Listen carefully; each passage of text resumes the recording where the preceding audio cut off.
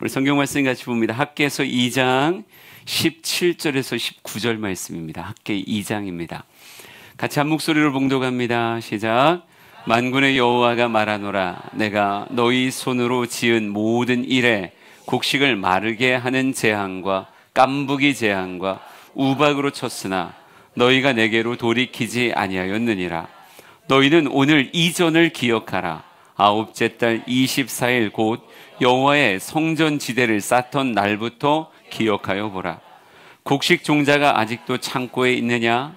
포도나무, 무화과나무, 석류나무, 감람나무에 열매가 맺지 못하였느니라. 그러나 오늘부터는 내가 너희에게 복을 주리라. 아멘. 청년부 손 들어봐요. 청년부 몇 명이나 있나? 여러분도 한번 돌아봐 보세요. 다 바깥쪽으로 앉아 있군요. 예, 손 내리고. 중고등부, 예, 중고등부도 예, 좋아요. 우리 청년부가 지난주에 아주 뜨겁게 수련을 했었고, 이번 주에 우리 중고등부, 이번 주 맞죠? 이번 주에 중고등부가 열심히 집회를 하고, 저도 잠깐 들어가서 아이들 기도해주고 나왔었는데, 예, 수련회라고 하는 기간이 특별한 은혜의 기간이고, 그 은혜의 기간에 우리가 하나님 이제 내가 예배하고 살겠습니다 라는 고백을 하나님 앞에 드리게 되는 그런 시기인 건 맞아요. 네, 늘 이런 집회하면서 마음 안에 있는 불안함은 우리 청년들이, 우리 청소년들이 이런 결단과 은혜를 얼마나 지속할 수 있을까? 다음 수련회까지는 최소한 6개월은 버텨야 되는데 6개월을 버틸 수 있을까 하는 생각, 예, 이런 생각이 가끔 들어오더라고요.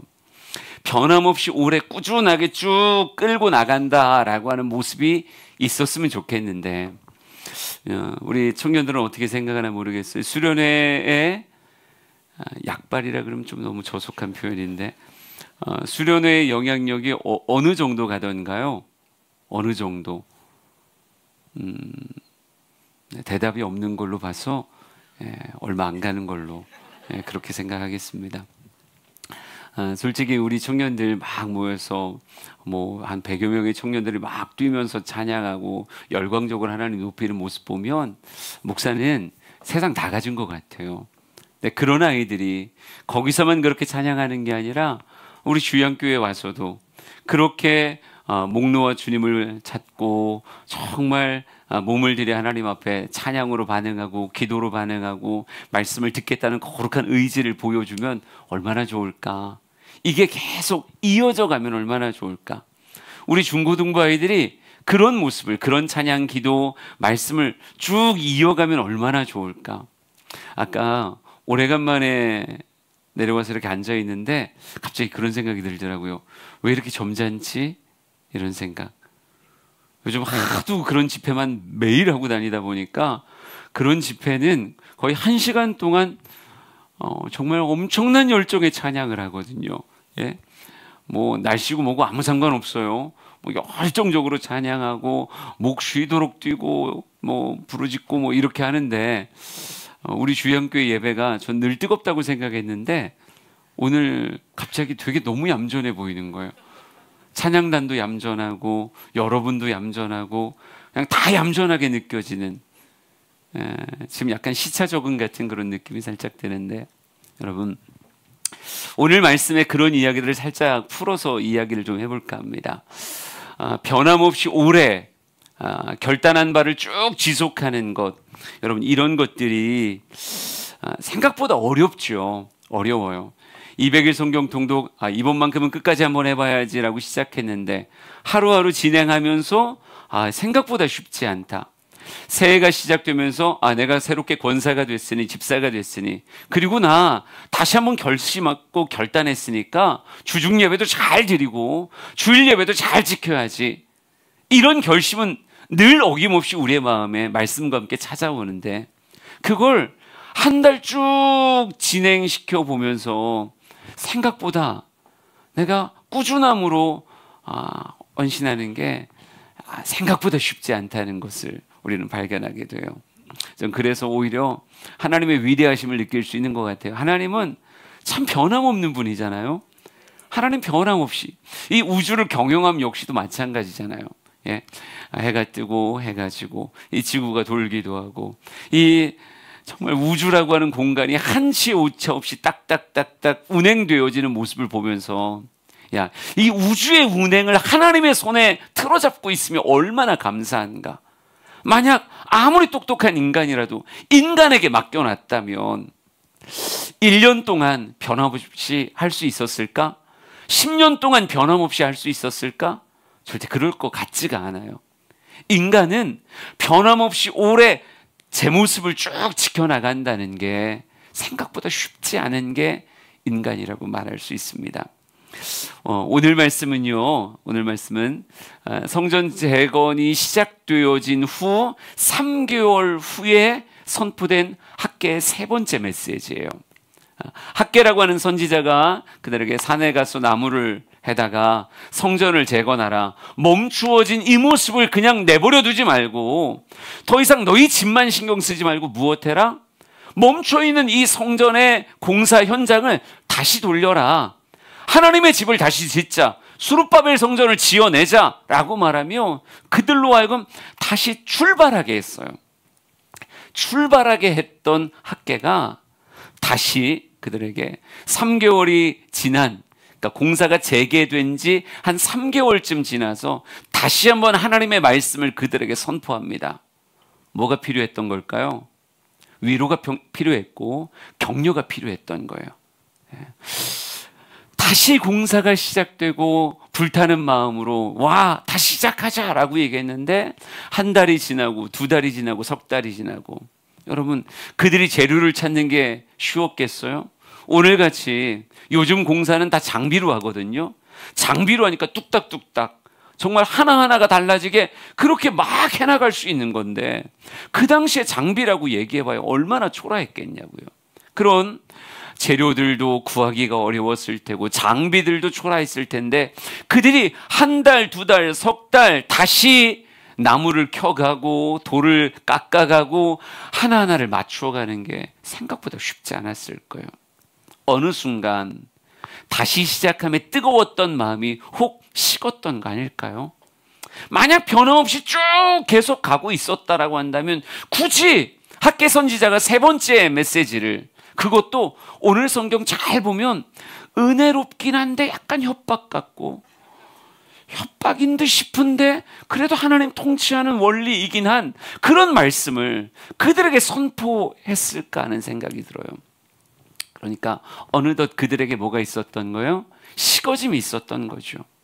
예? 한 달 일해보니까, 두 달 땀 흘려 일해보니까, 석 달 땀 흘려 일해보니까 내 집 짓는 게 아니라 하나님 집 짓는 건데 어느 순간 마음이 자꾸 흐려진다고요. 여러분 우리들도 그렇지 않아요? 예, 우리 성전 지어가면서 어느덧 야 우리 교회 성전 지어, 우리도 새 성전 갖게 돼, 예배를 위한 공간을 갖게 돼, 마음이 막 뜨거워지고 건축 기도문 막 열심히 낭독하기도 하고 나도 헌금 좀 한번 해봐야 되지 않을까? 막 10,000원씩 모으기도 하고 때로는 여유에 자금이 있으면 그거 가지고 하나님 앞에 헌신하기도 하고 다양한 모습으로 막 이렇게 오다가 어느 순간 그냥 늘 오는 건축 문자들, 늘 보고받는 이런 모습들 안에서 한 달, 두 달, 석 달 기도하는 마음도 식어지고 어느샌가 다시 내 일상의 삶에 있어서의 기도 제목이 스물스물 올라오고 건축에 대한 사모함의 그런 기도들, 한 걸음 한 걸음이 은혜 가운데 되어졌으면 좋겠다라고 하는 그런 마음들은 어느샌가 수면 아래로 내려가 버리는 이런 경험하지 않냐고요. 예, 우리는 생각보다 쉽게 식어진다는 게 참 문제예요. 하나님은 안 식는데 인간은 그 결단이, 그 결심이, 그 출발이 어느 순간 힘이 빠져 걸음이 천천히 너털너털해지고 어느 순간 그 단호한 의지가 흐려지기 시작해서 뜨거움이 식어지기 시작한다는 거죠. 아마 오늘 우리의 마음도 그렇게 크게 다르지 않을 것 같아요. 그러기에 오늘 다시 한번 이 말씀 앞에서 나의 모습을 돌아볼 수 있는 그런 모습 되길 간절히 소망합니다. 여러분은 쉽게 흔들리세요? 아니면 지속하세요? 난 지속하는 사람이 되려고 부단히 노력하는 사람이 되었으면 좋겠습니다. 나 주중에도 예배하는 사람 될 거야 라고 하는 이 고백을 여러분 지속할 수 있기를 원하고, 성경 읽을 거야, 큐티할 거야 라고 하는 그런 마음이 지속되어지길 간절히 소망합니다. 그래요. 전에 하던 대로 계속할 줄 안다. 이 실력을, 이게 주님 닮은 모습이거든요. 전에 하던 대로 오늘도 계속 결심한 그대로 환경이 변해도 변하지 않고 계속할 수 있다라고 하는 게 우리의 삶의 엄청난 삶의 실력이다. 주님 닮은 모습이다 라고 생각하셨으면 좋겠어요.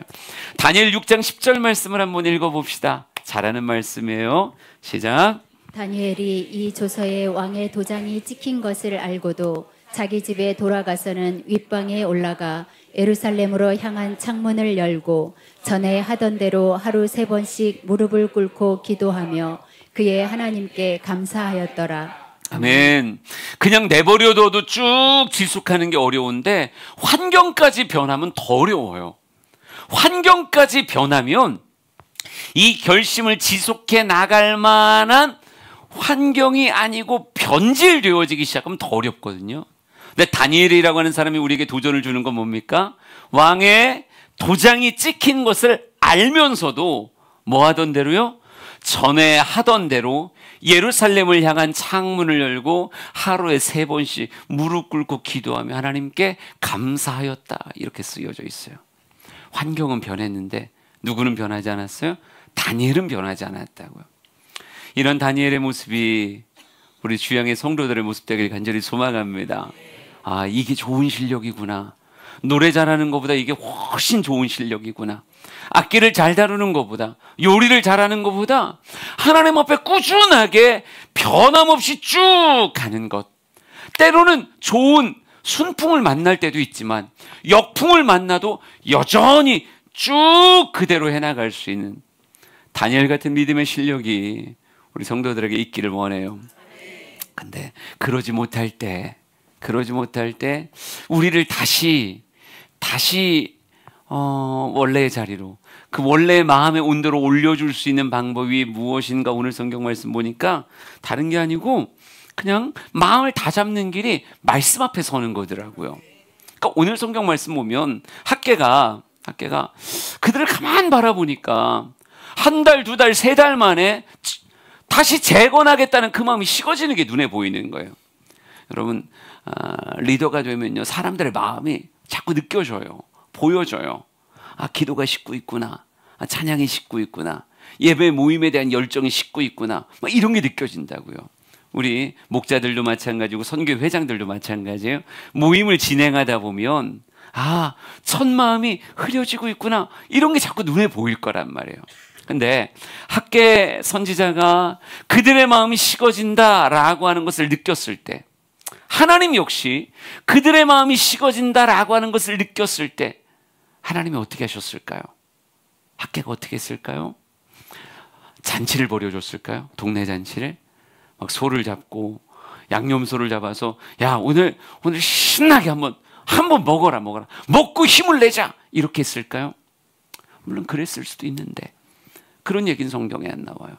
우리 같이 3박 4일 여행 갑시다 이렇게 했을까요? 그것도 아니에요. 그럼 우리 같이 공동체 게임하면서 좀 한번 놀아볼까요? 이런 것도 안 나와요.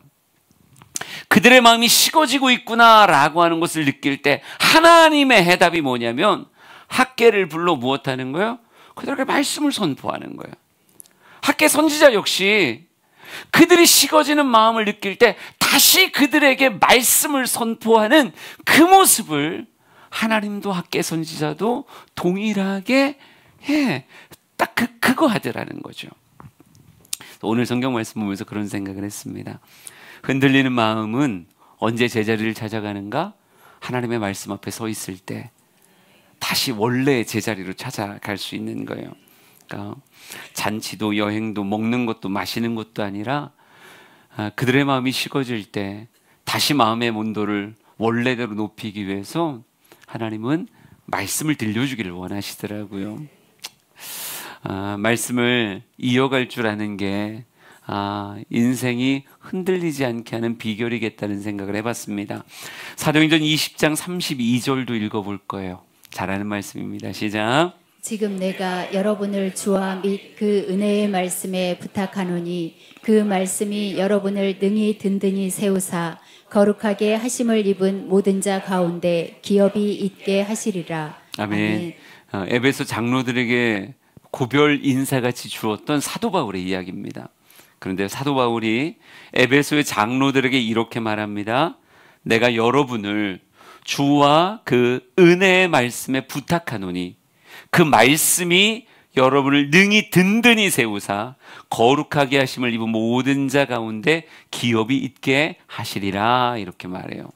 여러분, 에베소의 장로들을, 장로라고 하는 이름이 되게 크고 무거운 이름인데, 그리고 많은 성도들 가운데 어찌 보면 100부장의 역할을, 50부장의 역할을 할 수 있는 사람이기에 장로라고 하는 직임을 주었을 텐데, 그 장로들을 불러놓고 이렇게 말하는 거예요. 내가 여러분을 그 은혜의 말씀에 부탁하노니 그 말씀이 여러분을 능히 든든히 세울 겁니다. 이렇게 말해요.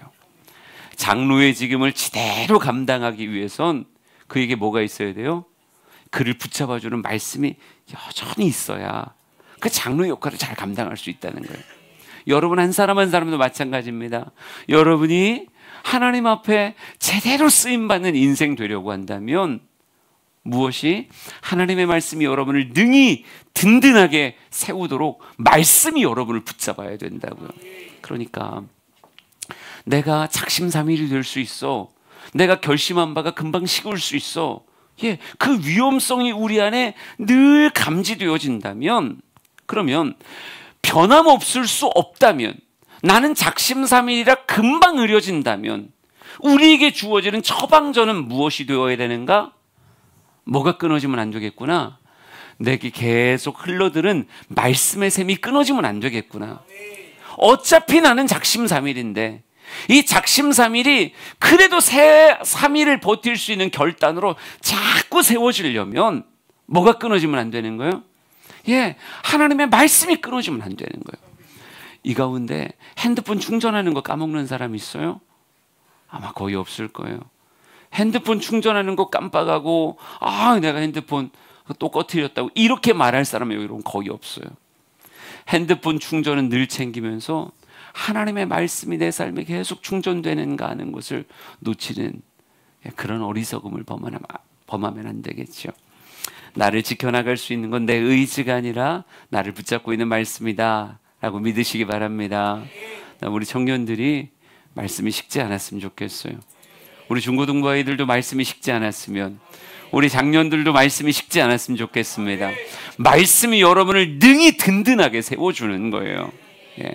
학계 선지자는 식고 있는 그들에게 다시 말씀을 전하면서 그들의 마음을 북돋아 여호와의 성전을 건축하게 만들고 있는데요.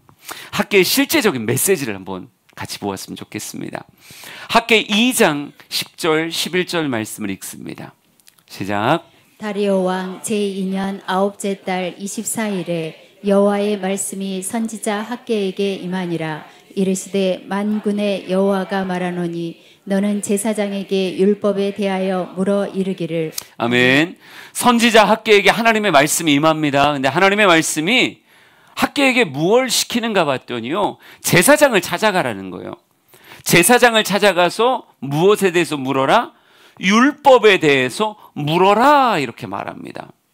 여러분, 제사장이라고 이야기하면 어찌 보면 제사의식, 정결의식에 대해서는 가장 해박하게 알고 있는 사람이죠. 누군가가 제사에 대해서 물어도, 누군가가 정결 예식에 대해서 물어도 늘 버튼만 누르면 대답 나올 듯이 가장 정통하게 알고 있는 사람을 제사장이라고 말할 수 있을 거예요. 그 제사장들에게 율법에 대해서 학계 선지자요, 가서 한번 공개 질의를 하시오라고 이렇게 하나님의 말씀이 그에게 임합니다. 그래서 학계가 누구를 찾아가겠어요? 당연히 제사장을 찾아가죠. 제사장을 찾아가서 묻습니다. 12절, 13절 말씀이에요. 한번 읽어봅시다. 시작.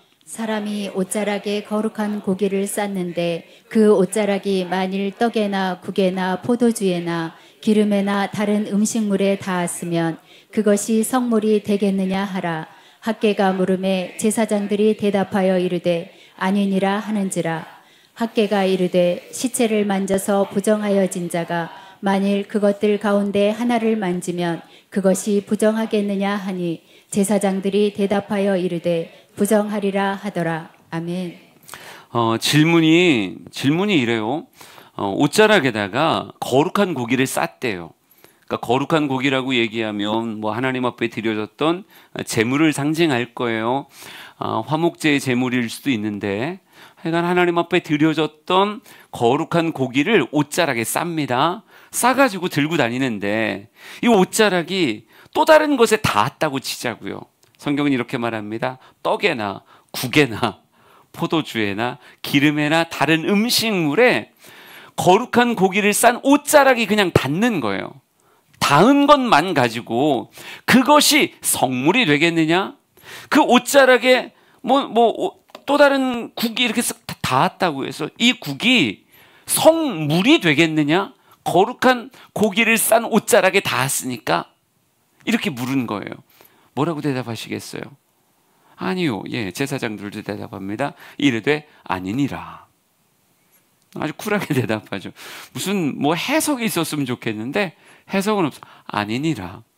아무리 거룩한 고기를 옷자락에 싸서 닿았다고 해도 그렇다고 닿은 모든 게 거룩해질 수 있겠느냐? 아니니라 이렇게 말해요. 두 번째 학개가 또 묻습니다. 시체를 만져서 부정하여진 자가 만일 그것들 가운데 하나를 만지면 그것이 부정하겠느냐 하니. 그러니까 시체를 만졌다 그러면 시체는 대표적인 부정한 것인데 이걸 내가 만져요. 그러니까 여러분 레위기를 떠올리셔야 돼요. 시체를 만지면 내가 뭐해질까요? 부정해져요. 그러니까 부정해진 내가 아까 말했던 떡이나 국이나 포도주나 기름이나 다른 음식물을 손에 대는 거예요. 예, 부정해진 내가 또 다른 걸 막 이렇게 만져요. 그럼 이것도 부정해지겠느냐? 라고 묻는 거예요. 답은 뭘까요? 네. 부정하니라. 그러니까 여러분 고수들은 설명을 하지 않습니다. 그러니까 고승들은 그냥 툭 선문답 하듯 툭 사는 산이요 물은 물이다. 이렇게 툭 던지고 말잖아요. 그러니까 제사장들이 학개라고 하는 선지자가 와서 묻기에는 너무 뻔한 이야기들을 묻는 것 같은 거죠. 이게 거룩하여지겠느냐? 아니요. 그랬다고 거룩해지겠습니까? 그럼 반대로 시체를 만진 자가 이런 것들을 만지면 부정해지겠느냐? 그럼 당연히 부정해지죠. 그 사람이 부정한데 부정해지죠. 이렇게 말을 하는 거예요. 여러분, 왜 이런 이야기를 할까? 왜 이런 이야기를 할까? 제사장들로 대표되어지는 지금 이스라엘 백성들에게 이야기하는 거예요. 너희들이 제사장이요 하나님의 선택받은 선민이라고 하자. 우리가 무엇을 싼 거예요? 우리가 무엇을 싼 거예요? 거룩한 고기를 싸듯 하나님을 내 가슴에 품은 거잖아요. 하나님의 선택을 받은 자라고 말하며 나는 선민이야, 나는 거룩한 일을 감당하는 제사장이야 라고 하는 이런 자의식이 있다고 치자고요. 근데 이런 자의식만 가지고 있다고 해서 내가 하는 모든 일들이 다 그냥 자동적으로 거룩해지는가? 내가 하는 가정일이나 내가 하는 사회일이나 내가 만나는 모든 사람들에게 하는 일이나 내가 선민요 제사장이라고 하는 것만 가지고 내가 하는 모든 일들이 다 거룩하여지는가? 그럴 때 지금 학개는 묻고 제사장들이 대답하되 뭐라고 얘기하는 거예요? 아니다. 율법에 비하면 율법의 말씀에 의하면 아니다라고 얘기한다. 그 사람이 진짜 거룩해지는 모습이 아니라 그냥 나는 거룩한 고기를 싼 그런 보자기야 라고 하는 그런 모습 가지고는 삶의 거룩함을 논할 수 있는 게 아니다. 그럼 반대로 내가 시체를 만져 부정해진 것 같이 부정해진 사람이라고 얘기한다 그러면 내가 만지는 모든 것들은 그럼 어떻게 되는가? 그건 뭐해진다는 거예요? 부정해진다는 거예요. 그러니까 여러분 마이너스로 가는 건 꼭 미끄럼틀 내려가는 듯이 너무 쉬워요. 부정해지는 건 너무 쉬워. 그냥 내가 부정하면 내가 손대는 모든 게 다 부정해지는 거예요. 내가 가정을 손대면 가정이 부정해지고, 내가 직장을 손대면 직장이 부정해지고, 내가 어떤 사람을 만지면 그 사람이 부정해져요. 내가 이미 부정한 자라고 얘기하면 또 다른 부정으로 내려가는 건 미끄럼틀 내려가듯 너무 쉬운데, 여러분, 내가 그냥 단순한 자의식만 가지고 나는 선민인걸, 난 제사장인걸, 난 하나님의 백성인걸, 이것 하나만 가지고 세상에 거룩을 전파할 수 있는가? 내가 만지는 모든 것들이 진정 거룩해질 수 있는가라고 말하면 그건 뭐라고 얘기하는 거예요? 심히 어렵다라고 말하는 거예요. 그러니까 복을 증거하는 자가 된다는 건, 거룩을 증거하는 자가 된다는 건 되게 어려운데, 내가 부정을 전파하는 자가 된다는 건 너무 쉬운 거예요. 근데 이런 이야기를 굳이 제사장에게 묻고 대답을 듣습니다. 그러니까 제사장들이 선지자가 와서 묻는다고 얘기하면 왠지 긴장하거든요. 그러지 않겠어요? 아니군요. 예. 여러분, 교수들도요, 목사가 와서 교수님 그런데 말이죠, 이렇게 딱 질문을 하면 교수들도 살짝 당황해요. 뭔 생각으로 이게 이런 걸 물을까? 근데 너무 쉬운 걸 물으면 또 그거 안에서 답이 너무 뻔한데, 물을 만한 질문이 아닌데 물으면 이게 뭐가 있구나 싶어서, 제가 새가족반 하면서 교회 오래 다닌 사람들한테 그러거든요. 어떻게 천국 가냐고. 그러면 뭐라고 대답해야 되나? 목사가 눈을 똑바로 뜨고 자기한테, 교회 다니지 20년 된 자기한테 어떻게 해야 천국 갈 수 있냐고 물으면 순간 당황해서 답을 잘 못해요. 너무 쉬워서 그럴 수도 있고, 왠지 뭔가 함정이 있는 게 아닐까 이런 생각이 드니까. 그런데 이렇게 말했던 이유를 학개 2장 14절이 이야기합니다. 학개가 다시 제사장들에게 대답하는 거예요. 같이 읽어봅시다. 시작. 이에 학개가 대답하여 이르되 여호와의 말씀에 내 앞에서 이 백성이 그러하고 이 나라가 그러하고 그들의 손의 모든 일도 그러하고 그들이 거기에서 드리는 것도 부정하니라. 아멘. 학개가 대답합니다. 여호와의 말씀에 내 앞에서 이 백성들이 그러했다. 지금 포로 귀환에서 돌아와 있었던 그들이 그러했다라고 말하는 거예요. 그들의 손의 모든 일도 그러하고 그들이 거기에서 드리는 것도 다 부정하니라, 이렇게 말하고 있어요. 여러분, 지금 이스라엘 백성들이 포로 귀환했던 가장 큰 명분은 무엇이었습니까? 이스라엘 나라를 재건하고 성전을 재건하겠다, 하나님의 나라를 다시 세우겠다라고 하는 그거 하나 가지고 그들이 다 돌아온 거예요. 거룩한 열망을 가지고 거룩한 고기를 싼 보자기 같은 그런 마음으로 돌아왔어요. 근데 돌아와서 자기의 현실의 삶과 딱 맞닥뜨려서 이미 모든 기관시설이 다 파괴된 황폐한 예루살렘에 돌아오고 나니까 처음에는 성전을 지으려고 했죠. 근데 그것도 쉬운 일은 아니었잖아요. 이방의 방해 세력들이 있었고 사마리아인들로 대변되는, 정말 어떻게 하면 이거 못하게 할까, 이런 일들이 곳곳에서 막 벌어지기 시작했어요. 명분을 품고 왔지만 재건하는 일은 쉽지 않았고 그 일을 외면할 만한 명분들은 삶에 얼마든지 생기기 시작했습니다. 그러기 시작하자 더 이상 그들은 마음에 주셨던 그 어찌 보면 성전 재건, 예루살렘을 재건하자, 하나님의 나라를 세우자라고 하는 생각보단 어차피 못하게 된 거 어디로 시선이 돌아가기 시작한 거예요? 내 집, 내 살 환경, 내 삶의 터전에 오히려 더 신경 쓰기 시작한 거죠. 그래서 내 집을 짓되 어떤 재료로 지을 것이냐, 얼마나 크기로 지을 것이냐, 어떻게 내 삶의 형편을 더 좋은 환경으로 만들 것이냐라고 하는 것에 몰입하기 시작했어요. 여러분, 그러니까 어느 순간 그들이 거룩한 고기를 쌌던 사람들처럼 돌아왔는데 이 거룩한 고기를 싼 자로서의 그런 마땅한 삶의 모습을 제사장으로, 선민으로, 하나님의 백성으로 불려지는 그 이름의 값을 하며 제대로 성전을 재건하는 모습이 당연히 있었어야 되는데, 어느 순간 그 마음은 사라져버린 채 껍데기만 하나님의 백성이요, 껍데기만 성전을 위해 내 삶을 드린 제사장이요, 실제의 삶에선 내 집을 더 얼마나 잘 지을 것인가, 얼마나 더 완벽한 집으로 내 인생을 잘 지어갈 것인가, 여기에 흠뻑 빠져 있다는 거죠.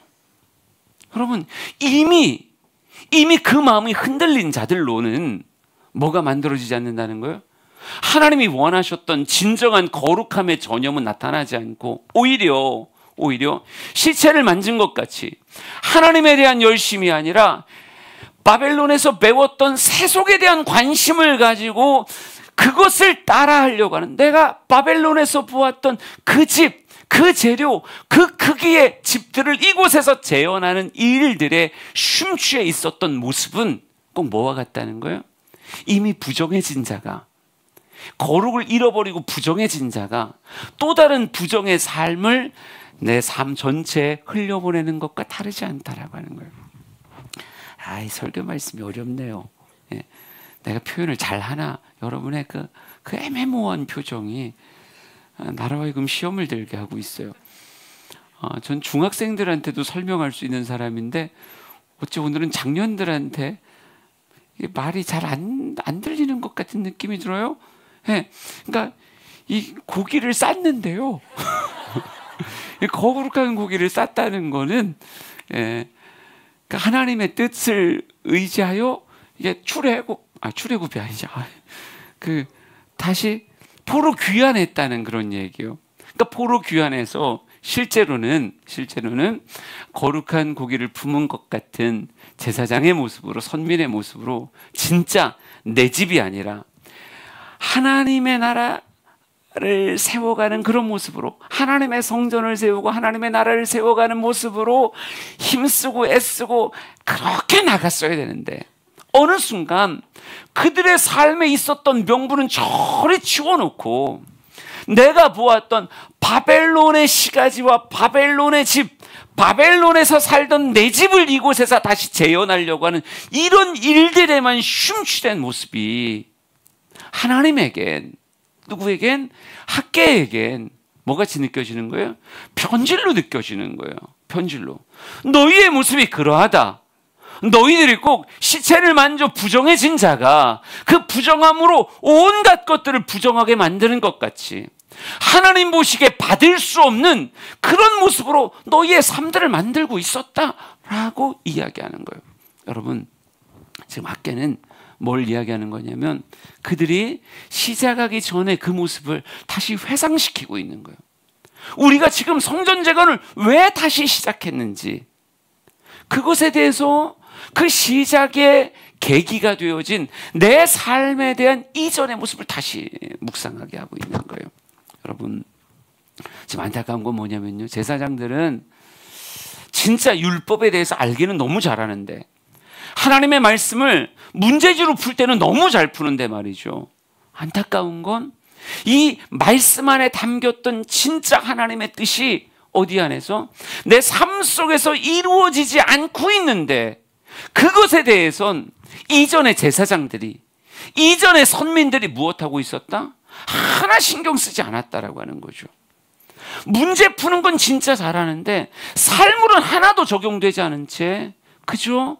하나님 뜻과 전혀 다른, 하나님의 도성 예루살렘을 회복하고 하나님의 성전을 회복하기보단 바벨론에서의 삶을 다시 이곳에 재현하려고 하는 것에 그들은 열중하고 있었다라고 하는 문제적인 거예요.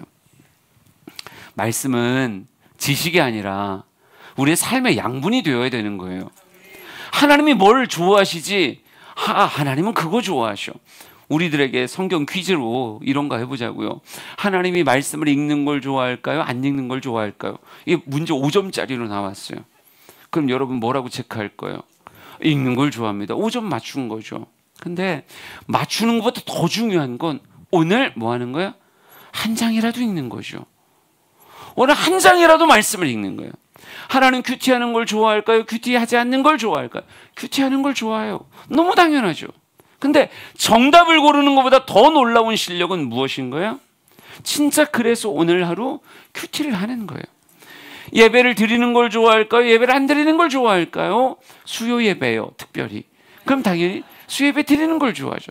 여러분은 지금 삶으로 와답한 거고 화면 보고 있는 사람들은 아니에요. 이것도 예배, 그래요. 지금 학계 선지자는 이야기하는 거예요. 너희들의 삶이 이전의 모습이 그런 것 때문에, 그런 모습 때문에 우리가 다시 선민다워지기 위해서, 다시 거룩함을 전파하는 제사장다워지기 위해서 무엇을 시작했다는 거예요? 하나님의 도성을 일구기 위한 무너진 성전을 재건하는 걸 우리가 시작한 거다. 이 얘기를 하고 싶은 거예요. 그래서 조금만 더 얘기해 보자고요.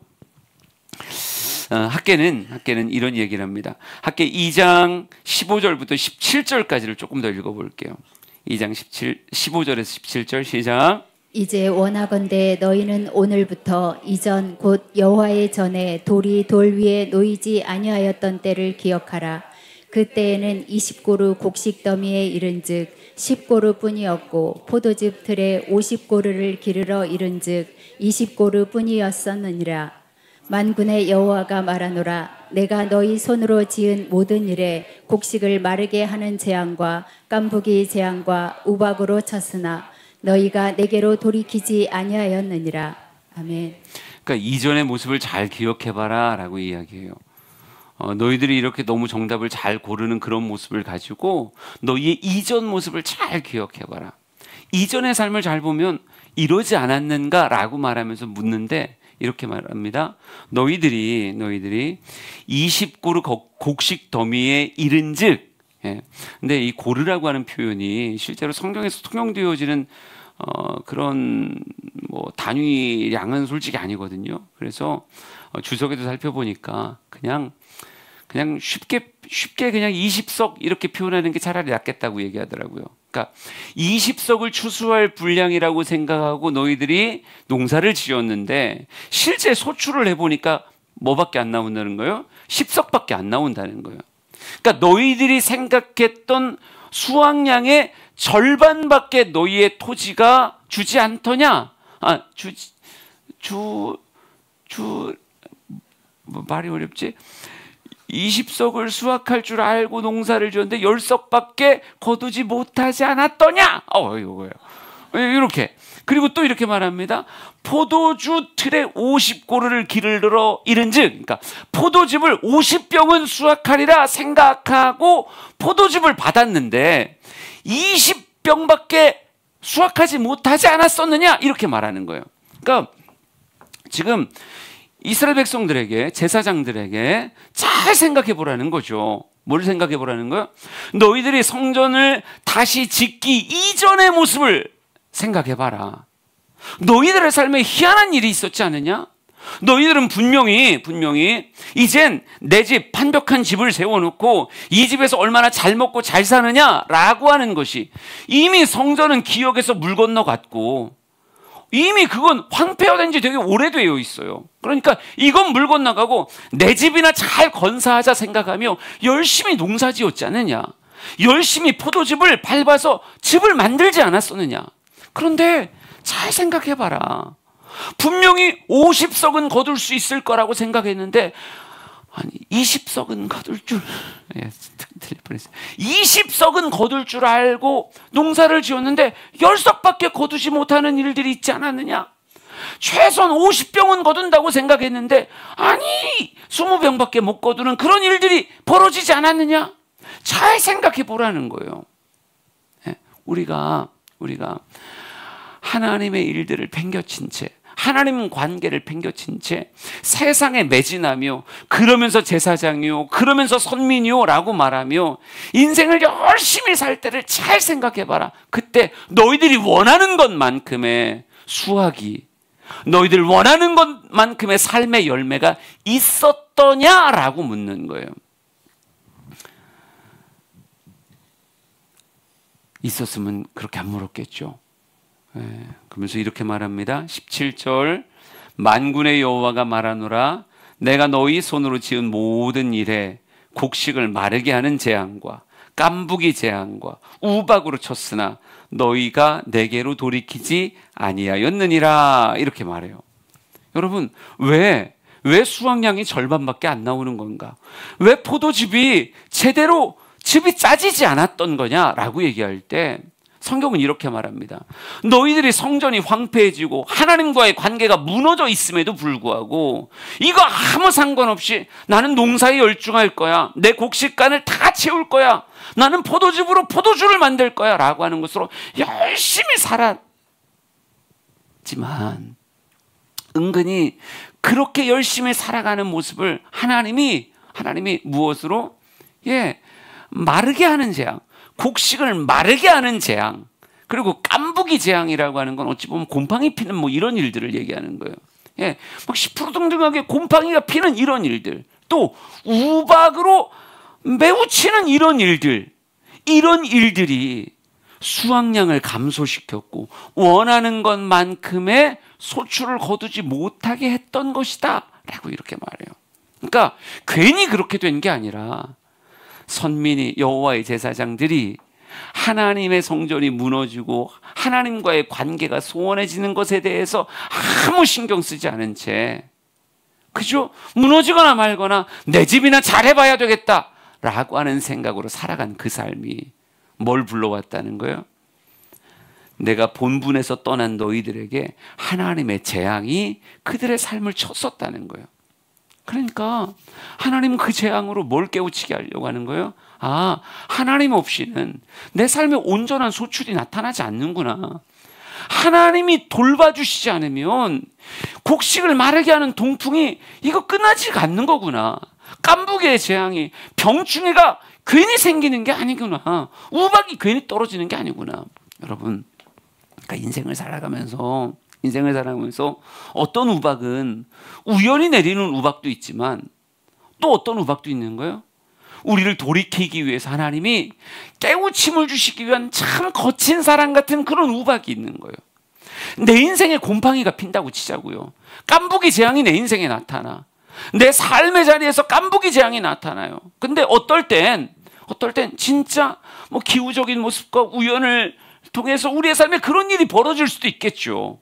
그런데 어떤 건 내 영적인 삶의 포지션을 돌리기 위해서 하나님이 의도적으로 깨우치라고 내 삶에 주시는 그런 곰팡이들이 우리의 삶에 있다는 거예요. 어떨 땐 내 마음을 마르게 하고 내 인생을 마르게 하는 아주 건조한 바람이 내 인생을 휘몰아가는 이유가 너무너무 건조해. 너무너무 이런 일들이 벌어지게 만드는 그 마르게 하는 바람이 부는 이유가 그냥 내가 요즘 날씨가 별로 안 좋네. 아니 날씨가 별로 안 좋은 게 아니라 하나님이 의도적으로 내 인생을 마르게 하시며 무엇하게 하는 거예요? 다시 하나님과의 관계로 돌아올 수 있게 이러는 마른 바람이, 이런 깐부기 재앙이, 이런 우박이 있다라고 얘기하는 거예요. 그러니까 이스라엘 백성들이 포로 귀환해서 정말 열심히 집 짓고 열심히 농사하는데 그 농사가, 그 삶이 정말 풍성하지도 않고 점점 말라가는 이유는 학개 선지자가 여호와의 이름으로 그들에게 이야기하는 건 뭐예요? 너희들이 여호와께 돌아오게 하기 위해서 하나님이 의도적으로 하신 일이라는 거예요. 여러분, 어제 설교가 은근히 부흥사들이 협박하는 것 같지 않아요? 당신의 삶에 지금 이런 일이 벌어지는 게 괜히 벌어지는 줄 알아. 하나님과의 관계가 막혀서 그런 거야. 그러니까 헌금해. 그러니까 교회 와서 그냥 노상 기도하고 거기 있어. 이렇게. 근데 그래요. 이게 그렇게 들렸을 수도 있지만 안타까운 건 이게 하나님의 말씀이라는 거죠. 그 사람들의 창작으로 부흥사들이 그렇게 말하는 거면 그냥 그랬나 보다 하겠는데 은근히 근거 있는 말씀을 그렇게 할 때가 있다니까요. 그러니까 여러분의 인생에 아무리 봐도 왜 자꾸 곡식이 마르냐, 내 국간이 왜 자꾸 이렇게 마르냐? 아니 내 인생이 왜 이렇게 자꾸 곰팡이가 자꾸 피는 거냐? 왜 이렇게 내 인생이 골골하냐? 아, 내 인생이 왜 이렇게 자꾸 우박이 떨어져서 뒤통수를 아프게 하고 앞통수를 아프게 하냐? 근데 이런 일들이 누군가에겐 이유 없는 일들도 있겠지만 누군가에겐 하나님이 아주 의도적으로 신앙으로 돌아오라 라고 하는 의도적인 목적을 가져서 내 삶의 우박을, 내 삶의 깐부기를, 내 인생에 마르게 하는 동풍을 불게 하신다라고 하는 거죠. 내 현실이 혹시 말씀과 같지 아니하는가 잘 보시라고요. 학개 2장 18절 19절 그 다음 한번 같이 볼까요? 18절 19절이에요. 같이 읽습니다. 시작. 너희는 오늘 이전 일을 기억하라. 아홉째 달 24일 곧 여호와의 성전 지대를 쌓던 날부터 기억하여 보라. 곡식 종자가 아직도 창고에 있느냐? 포도나무, 무화과나무, 석류나무, 감람나무에 열매가 맺지 못하였느니라. 예. 아멘. 그러니까 너희 이전 일들을 기억해 보라. 예. 지금은 당장은 성전을 재건하는 일들이 힘들다고 생각하지만 그래서 어느 순간 석 달쯤 일하니까 손에 힘이 빠지고 마음이 흐려지고 이러고 있지만 이게 힘들다고 이게 힘든 게 아니다. 진짜 힘들었던 건 이걸 하기 이전의 삶이 이유를 그들이 찾지 못한 채 계속 깐부기와 싸우고 이 열매가 제대로 맺어지지 않는 과실나무를 보며 한탄하는 일들이 이게 진짜 더 힘든 거다. 이게 더 힘든 거라니까요. 이해한다는 듯한 표정. 나 지금 다시 또 얘기할 뻔했어요. 여러분, 설교자를 자꾸 반복시키는 건 다 여러분 때문이에요. 내가 그 말을 했다는 걸 잊어서 또 얘기하는 게 아니라 여러분이 표정이 이상하니까 다시 얘기하는 거예요. 그래도 설교는 설득돼야 되거든요. 이해가 돼야 되거든요. 그러니까 지금 안 하던 성전을 원래는 내 집 지었던 사람들이 다시 멈췄던 성전을 다시 짓고 있는 거잖아요. 막 돌을 옮겨놓고 나무를 깎고 막 어깨 메고 와가지고 하나하나 대들보를 세우고 막 이런 일들 하니까 한 달 일했을 땐 보람 찼는데 2달 일했을 땐 이걸 내가 꼭 해야 되나 싶기도 하고 석 달쯤 일하니까 그만할까? 지금 이런 마음이란 말이요. 이런 마음으로 슬슬 행동이 느려지고 평상시에는 하루에 일의 분량이 50석 정도 일을 했다 그러면 어느 순간 석 달 지나니까 한 10석 정도 일하고 그냥 아이고 오늘은 퇴근해야 되는 거 아니요? 이러고 건들건들거리고 있는 거죠. 그러니까 학개 선지자가 와서 얘기하는 거예요. 학개 선지자가 와서 그 어이없는 질문 해대면서 결국 하고자 하는 이야기가 뭐냐면 야, 너희들이 하나님과의 관계라고 하는 것에서 힘을 빼는 건 이건 지극히 어리석은 일이다. 하나님과의 관계를 잘 쌓아나가는 것 당연히 힘들고 어려운 일이지만 이것보다 더 힘들고 어려운 일은 하나님과 등지며 세상 일만 열심히 하는 게 훨씬 힘든 거다. 예? 하나님과 등진 채 하나님이 나를 선민인 내가 하나님께 등 돌려 세상으로 쫓아나갈 때 제사장인 내가 하나님 앞에 예배할 성전이 무너져 있는데 하나 신경 쓰지 않고 여전히 세상에서 정말 그렇게 살아가고 있을 때 하나님은 나에 대한 실망감이 무엇으로 다가온다는 거예요? 내 인생의 과실나무가 열매 맺지 못하게 하고 내 인생의 곡식이 동풍에 말라버리게 만들고 내 인생에 깐부기가 막 등장하게 만들고 내 인생에 우박이 쫓아오게 이렇게 만드신다는 거예요. 왜요? 제사장은 그리 살면 안 되니까. 선민은 그렇게 살면 안 되니까. 하나님의 백성은 그렇게 살면 안 되니까. 그러니까 학개 선지자는 얘기하는 거죠. 잘 생각해봐라. 이전의 삶을 생각해봐라.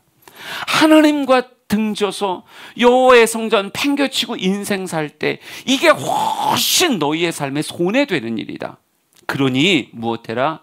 먼저 하나님과의 관계를 소통하려고 하는 이런 열심과 애씀으로 하나님과의 관계를 재건하기 위한 지금 성전을 지어가는 이런 일들 힘들다 생각하지 말고 어렵다 생각하지 말고 이것에 대해서 무엇하라? 지금의 관계를 재건해 나가는 이 애씀과 수고를 이게 참 가치 있는 일이구나. 내 인생을 진정 복되게 하는 일이구나. 하나님이 마르는 바람을 그치게 하시는 일이고, 하나님이 내 인생에 더 이상 깐복이 날지 않게 하나님 지키시는 일이고, 하나님이 우박을 붙지 않는 일이고, 내 삶의 모든 과실나무를 지켜주시며 내 창고에 종자가 가득 차게 만드시게 만드는 하나님이 복 주시는 일이 바로 이거구나 라고. 그래서 마지막 2장 19절을 다시 읽을 거예요. 아까는 뺐던 마지막 부분을 붙여놨어요. 같이 읽어봅시다. 시작. 곡식 종자가 아직도 창고에 있느냐? 포도나무, 무화과나무, 석류나무, 감람나무에 열매가 맺지 못하였느니라. 그러나 오늘부터는 내가 너희에게 복을 주리라. 아멘. 아멘. 뭐가 붙었어요? 그러나 오늘부터는 내가 너희에게 복을 주리라. 재앙의 하나님이 아니라 복의 하나님이 되어주시겠다는 거예요. 우리의 삶의 각양의 일들에 있어서 너희들이 하나님과의 관계를 다시 재건하는 일에 힘쓰고 애쓰는 그 모습을 하나님이 기뻐하며, 내가 더 이상 재앙의 일들은 다 과거가 되게 하실 거고, 지금부터 오늘부터는 너희의 삶에 하나님의 복이 주렁주렁 맺히도록 그렇게 할 것이다. 그러니 뭐 하라는 거예요? 지금 힘들다고 생각하지 말라는 거죠. 하나님과의 관계를 상징하는 성전을 짓는 일에 대해서 마음 흐리게 하지 말고 무엇하라? 열심과 애씀을 가지고 기뻐하며 지라는 거예요. 이 지어져가는 성전이 뭐가 될 테니까? 너희와 하나님과의 관계가 회복되어지는 상징이 될 것이고, 이 회복되어진 그 성전에서 열심히 제사하고 열심히 하나님과 교제할 때에 하나님이 우리의 인생을 향해 빙긋이 웃으시며 무엇하리라? 하나님의 복을 우리의 삶에 부어주시리라. 믿으시면 아멘. 예. 청년들하고도 설교하고 이렇게 하면서 내가 분명히 그랬어요. 신앙이 먼저라고. 예? 예배와 헬스 뭐가 먼저예요? 예배가 더 먼저다. 예배가 먼저다. 예배와 연애 뭐가 더 먼저다? 예배가 더 먼저다. 공부랑 예배 뭐가 더 먼저다? 예배가 더 먼저다. 내가 엄청 얘기했어요. 엄청. 화장 잘하는 것보다 뭐가 더 중요하다? 예배 잘 드리는 게 중요하다고 내가 엄청 얘기했다고요. 애들이 그때 다 아멘 했다니까요. 근데 반도 안 왔잖아요. 그때 분명히 아멘 했는데 여기 반도 안 왔다고요, 우리 청년들이. 그건 뭘 얘기하는 거예요? 또 금방 마음이 흔들리고 있다는 얘기예요. 나는 지금 이렇게 수요 예배 때 오는 게, 평일 저녁에 오는 게 어찌 쉽겠습니까?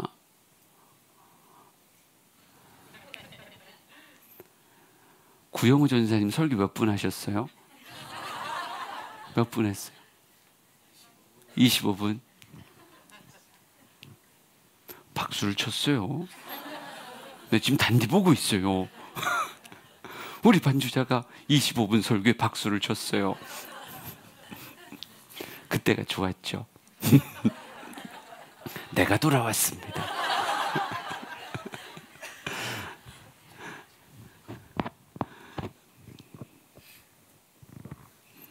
근데 이렇게 긴 예배 주최하기도 힘들고 교회까지 오기도 힘들고 다 힘든데, 여러분 이게 뭐라고요? 엄청 가치 있는 일이라고요. 하나님을 가진 자가 세상의 승리자가 되는 거예요. 믿으시면 아멘. 아멘을 한 거예요, 안 한 거예요? 마스크 쓰고 오지 마요. 아니, 써도 돼요. 근데 아멘을 했는지가 뭐 잘 모르겠어가지고 그냥 하는 얘기예요. 하나님을 가진 자가 승리자입니다. 내가 노력하는 것보다요, 하나님이 복 주시는 게 커요. 농부가 애써서 곡식을 돌보지만 진짜 곡식이 100배, 60배, 30배로 연글려면 뭐가 필요해요? 하늘의 도우심이 필요해요. 하나님이 도와야 그렇게 열매를 맺는 거지, 내 수고로 그렇게 열매를 맺는 게 아니에요. 우리 사랑하는 성도들이 하나님과 관계를 이어가는 것에 대한 가치를 진짜 알았으면 좋겠어요.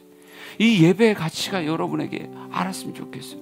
오늘 여기 온 게 그냥 온 게 아니라 내 인생을 위한 진짜 복된 일이다 라고 하는 걸 여러분이 아셨으면 좋겠어요. 난 여러분의 노력이 하나님의 은혜 안에서 결실로 맺어졌으면 좋겠거든요. 그러니까 하나님과 멀어지는 삶은 아니라고요. 그러니까 진짜 하나님의 복, 하나님의 은혜. 기꺼이 내가 시간을 드리리라. 내가 기꺼이 정성을 드리리라. 내가 기꺼이 하나님 앞에 오늘도 뜨겁게 예배하리라. 이 마음이 우리 안에 있기를 간절히 소망합니다. 그래요. 우리 내 눈 주의 영광을 보내라고 하는 찬양 부를 건데, 여러분이 이곳에 함께 계신 하나님을 바라볼 수 있었으면 좋겠고, 그 하나님의 가치에 대해서 눈을 떴으면 좋겠습니다. 예배한다는 게 얼마나 내 인생에 복된 일인지 진짜 여러분의 삶으로 확증케 되기를 간절히 소망합니다. 우리 찬양하며 주 앞에 나갑니다.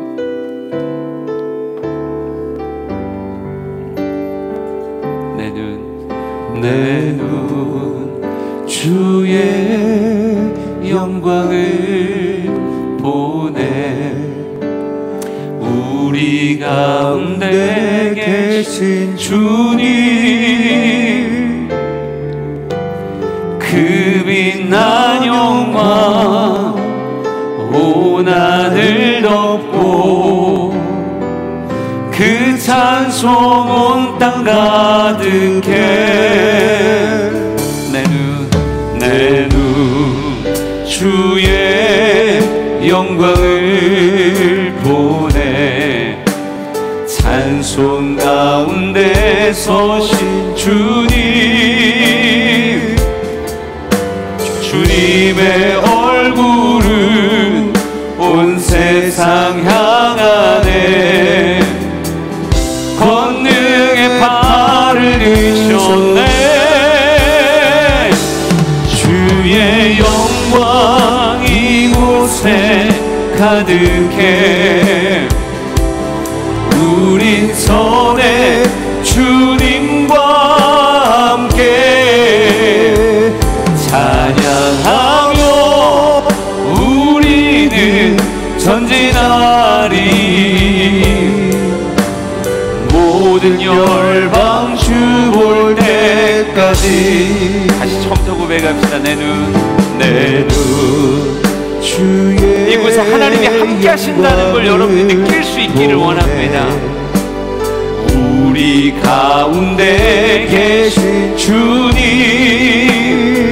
그 빛난 영광, 그 빛난 영광 온 하늘 덮고, 그 찬송 온 땅 가득해. 내 눈 주의 영광을 보내. 찬송 가운데 서신 주님, 주님의 얼굴을 온 세상 향하네. 권능의 발을 드셨네. 주의 영광 이곳에 가득해. 우린 선해 주님과 함께 찬양하며 우리는 전진하리. 모든 열방 주 볼 때까지. 주의 영광 이곳에, 주의 더 크게 찬양합시다. 더 크게. 이곳에 가득해. 우린 선해 주님과 함께 찬양하며 우리는 전진하리. 모든 열방 주의 기도드리며 나갑니다. 주의 영광 이곳에, 주의 영광 이곳에 가득해. 우린 선해 주님과 함께 찬양하며 우리는 전진하리. 주볼 우리 마지막으로 찬양하고 기도합니다. 주의 영광, 주의 영광 이곳에 가득해. 우린 손에 주님과 함께 찬양하며 우리는 전진하리. 모든 열방 주볼 때까지. 예배가 가치 있습니다. 기도의 삶이 가치가 있습니다. 하나님을 가진 자가 진정 승리하는 사람이 됩니다. 하나님이 오늘부터 여러분의 삶에 복을 주시기를 원합니다. 하나님과의 관계를 먼저 생각하는 우리가 되기를 원합니다. 주여, 세 번 부르짖고 통성으로 기도합시다. 주여.